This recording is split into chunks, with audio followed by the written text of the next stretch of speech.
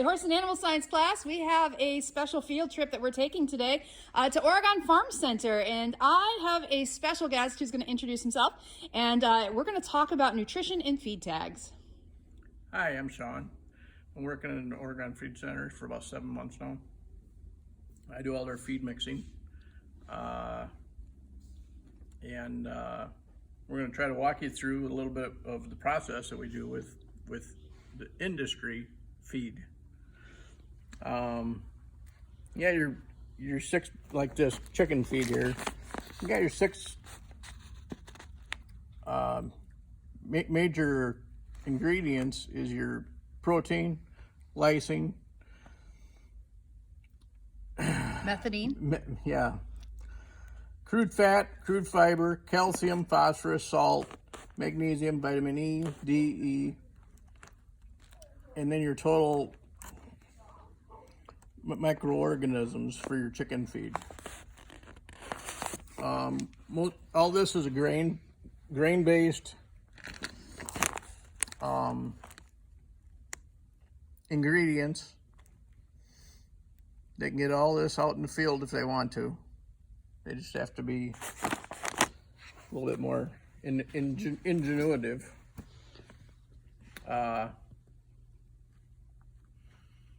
But based on whatever you're feeding, you're always going to want between 16 to 22% protein.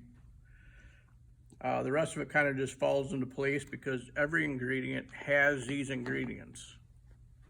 So nothing is being added just out of the blue.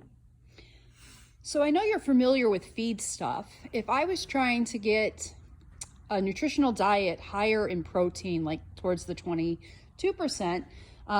which feed stuff would I want to use? Like which ingredient would probably help me move my feed towards a higher protein source? Soybean meal roasted beans.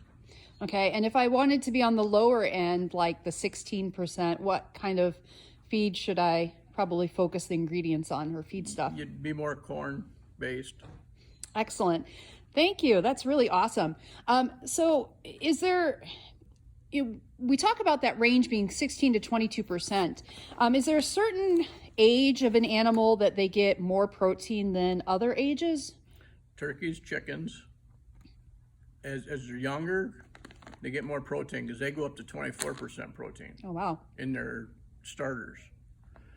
And then they get weaned back to 16 when they get into the laying stage, and your fat, what you call your fat stage, you'll cut it down because you want to slow it down to put the milk, the meat and the flavor, which is your fat, into the meat.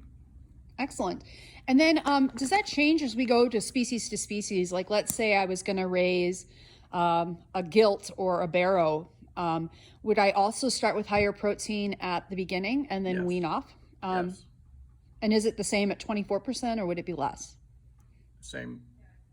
24% protein in a pig's diet or less? Pigs normally go only up to 16, And then because you get too much over that, and then they get too much fat too early. And then you bring it back down to? Bring back down to 14 at the end. Excellent. That's a sow feed. How about for cattle with their ruminant digestive system? Does that change much?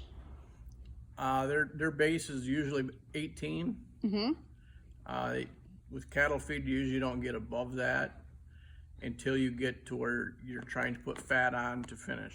How about dairy cows? Is that different than a beef cow? Totally different ball game.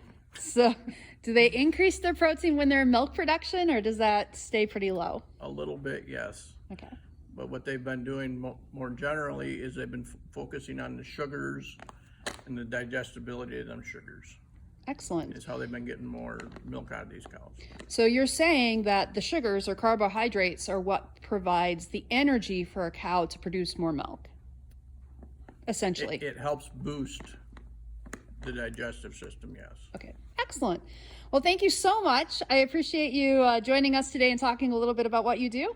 Thank you.